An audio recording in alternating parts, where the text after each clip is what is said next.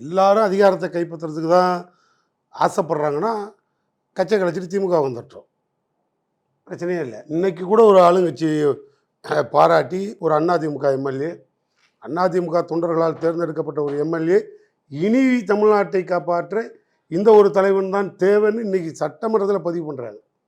ஐயப்பன்னு ஒருத்தர்.